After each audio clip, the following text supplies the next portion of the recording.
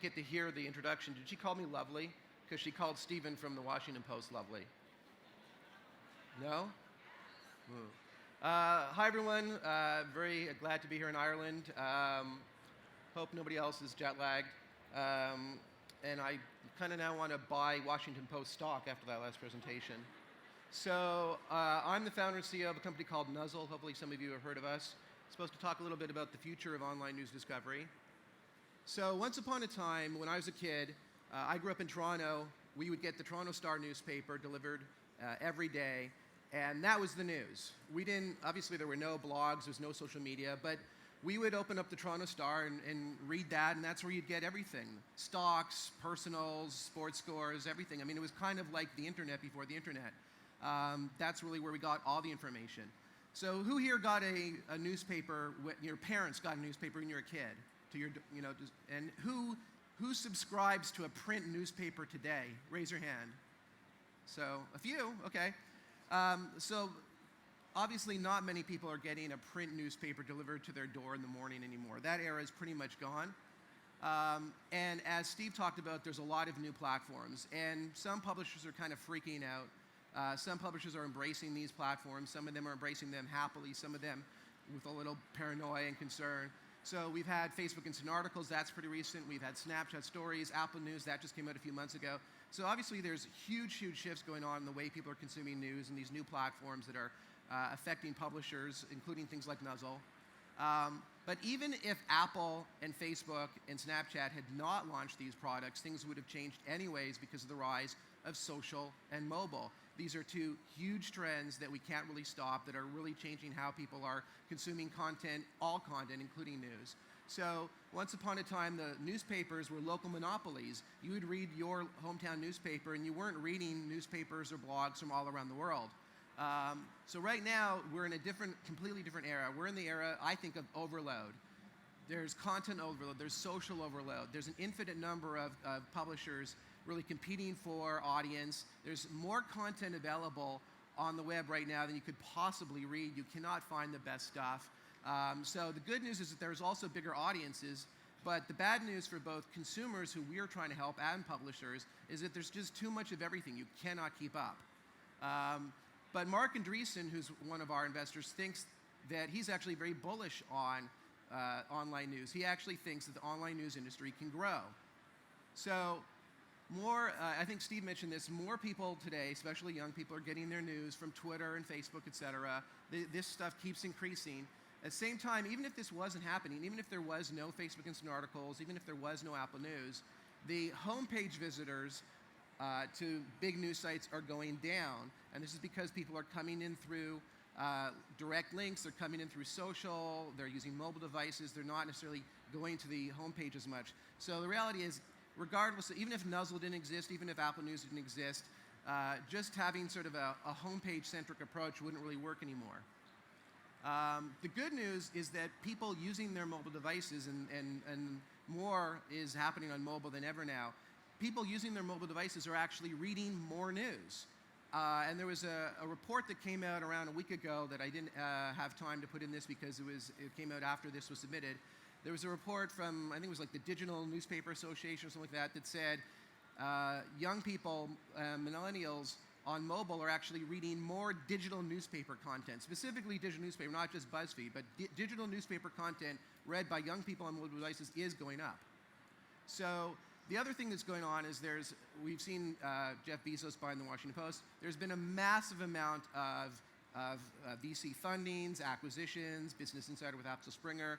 The sort of online news, online content area seems very hot right now. So even though a lot of publishers are scared, there's a lot of these threats, as Steve mentioned, there's a lot of positive activity going on. So on the left, I apologize for the small type, but what I did, this is pretty recent. This is actually the homepage of the New York Times. And I don't want to pick on the New York Times. If I'd known I was following Steve, I might have put up a screenshot of the Washington Post homepage. But this is actually a current, very recent New York Times homepage. And as you can see, there's more stuff there than anybody could possibly read. Like, what do you even look at? It's a lot of stuff. So a newspaper really is sort of an old-fashioned bundle, in my opinion. There's a huge amount of content. Steve talked about how they're trying to personalize the Washington Post, but obviously if you don't give them information on your interest, that's pretty hard. For the most part, if you go to a newspaper homepage, what you're seeing is not targeted to you, and 80% plus of the content is probably not interesting to you. And you can imagine on mobile, this sort of huge, overwhelming amount of content is going to even be more of a problem. So how do people discover news? Well, a lot of people still go to CNN or New York Times or the Washington Post. People search and find news that way. Who emails articles to a friend or has received articles from a friend? Everybody does this. Everybody does this. You use search engine, use Facebook. The reality is there's all sorts of ways that people are finding news online.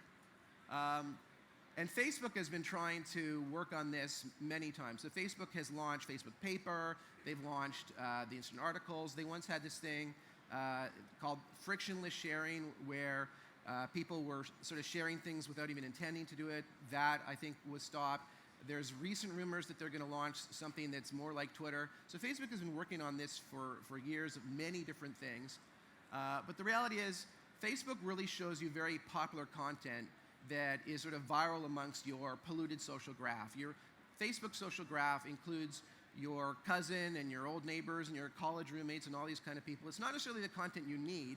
And Facebook is amazingly driving huge amounts of traffic, but it's not necessarily stuff that you actually need. And most people do not use personalization tools in RSS. So people in this audience, some of you may use RSS, you may use newsreader apps and personalization tools. But most mainstream users, and there's billions of people who read news online, are not using these tools. They're really too complicated. What we realized at Nuzzel was the vast majority of people reading news online are not getting a filtered experience at all. They are not using any tool. They're just getting sort of stuff that they get, or generic stuff, and they're not really getting the stuff they want because these personalization tools have been too complicated. So our approach at Nuzzel is a social curation approach. We are a tech company, and we do not employ human editors. And some other tech companies have been hiring editors lately, Apple, Facebook, Twitter. We feel that Washington Post and New York Times have the editors. We are a software company. We also do not focus on machine learning. There's a lot of other folks who focus on machine learning. That has a lot of issues, including privacy issues, including a cold start problem. Our approach is entirely based on social curation. It's really the wisdom of the crowds. We're trying to aggregate all the social signals, the signals that are overwhelming and you wouldn't really be able to keep up with without Nuzzel, to create a simple experience where we tell you the best stuff, the most important stuff that you need to know. And it actually has worked so well that many people think we're doing machine learning, even though we're not. People assume that there's got to be PhD level computer science going on because they find the content recommendations so relevant. So people these days, how do they want to find the stuff? They want to find the stuff that their friends are reading that's recommended by their friends. But doing this is actually very hard. Many people on the internet actually have never figured out how to sort of follow all the right people on Twitter. And on Facebook, as I said, people's social graphs are very polluted. So this is Nuzzel. Hopefully some of you have heard of it. We are on web, we're on Android, we're on iPhone, iPad. And what Nuzzel does, very simply, this is a screenshot of our iPhone app, is it aggregates all the social signals from all the people that you are following.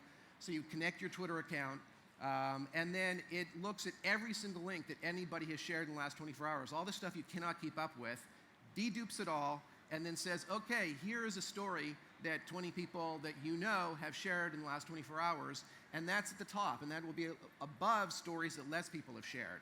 So it's a very, very simple experience. What we're really trying to do at Nuzzel is we want to connect everybody on the internet with the content that they really need to know.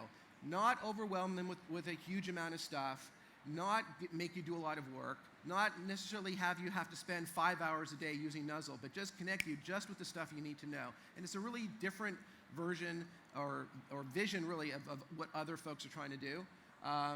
And what we do is we do that cross-platform. So you can get it on the web, you can get it in a mobile app. We also send it to you via email or push. So the way it works is content is ranked. And that is key to everything we do. So when we send you an email, we will send you the top 5 stories because we have ranked it based on what we think is most relevant, what essentially got the most social votes from your friends. And when we send a push notification, we send different people different push notifications without you doing any work. We will say, okay, more than X number of your friends shared the story, and we'll push it to you. And we are not trying to be a social newspaper. We're not trying to invent that. We don't think that's the right metaphor. We're not trying to be another bundle. It's a completely different sort of metaphor, almost more like a search engine. So what we're doing going forward now is moving away from just being a consumption experience. We ultimately want to be a platform where people can create feeds that other people can consume. So as Steve mentioned, this is a little bit beyond the sophistication of everybody who reads news online. Not everybody is going to personalize something. Not everybody is going to create something. Not everybody has followed the right people on Twitter. So what we want is for people to create feeds on Nuzzel that other people can go and consume, piggybacking on the social curation efforts that other people have made. So there's too much content, people are tweeting it, this creates Nuzzel feeds automatically, and then those feeds will be able to be used by other people who can consume them via email, via mobile, via push. So here's an example of a feed. Our COO had a friend who was a librarian. So he created a feed based on a list of librarians who are tweeting on Twitter. And this lives on the web, and anybody in the world can access this. So you can go to this without having to log in, set up an account, download anything, and then subscribe to it via email. And what we found was that there's interesting content being shared, being published that people are not initially discovering. So if you are a librarian, you'd be interested in this story. And when I showed this on my iPhone last night to somebody at this conference on a demo, there was a really interesting story at the top of this feed from the New York Times that was about books and librarians. But if you are a librarian, you'd probably be interested in this story. But if you went to the Washington Post, or if you went to the New York Times homepage, you wouldn't probably find this story. This is not necessarily going to be above the fold, if you will, of the content. There's going to be a lot of content, and this is sort of buried in there. So what we realize is that every day, publishers are publishing hundreds of posts. CNN, Washington Post, New York Times, they're publishing hundreds of things, and consumers are not at least finding the ones that are actually of interest to them. Here's the fertility feed. One of our investors created a fertility app, so we created this just as a fun example. And there was a New York Times story recently at the time I created this presentation. And if you were interested in that, trying to have a baby or something like that, you would not necessarily have known that New York Times had a story that was relevant to that interest of yours. Or if you'd gone to the New York Times website, you probably wouldn't have found this. And what we've got is a platform that can create these on an infinite number of topics and communities. So these are just two arbitrary examples. So in the future, obviously, content is going to be consumed mostly on mobile. Email is going to remain a very strong channel. We think, obviously, content is distributed across multiple platforms. We don't actually believe that stories are going to be replaced with atomic units or particles, which is something the New York Times recently talked about. We don't actually think that that's what's happening. And we think that social curation is really the only scalable way to connect the content with the people who need to see it. So email, I think Steve mentioned this, email is not dead. Newsletters are bigger than ever. In fact, it's 40 times better at connecting people than social, because on Facebook and Twitter, your fans don't see most of what you post. It gets filtered out. So what we do is we create automated newsletters from Nuzzel feeds. So anybody in the world can subscribe to the Mark Andreessen newsletter. And then what we do is we send out news alerts that are personalized based on things that are being shared above a certain number by a number of people. And this is a New York Times recent report about mobile web bloat. So mobile websites, most of them have too much JavaScript libraries. They've been very slow to download. So what's happening is people are going to using ad blockers. There's proprietary platforms, and a lot of people, if they're not using ad blockers, they click the reader button, and then it strips away all the good content. So an alternative to this is the Accelerated Mobile Pages, or AMP, led by Google. It's actually an open standard.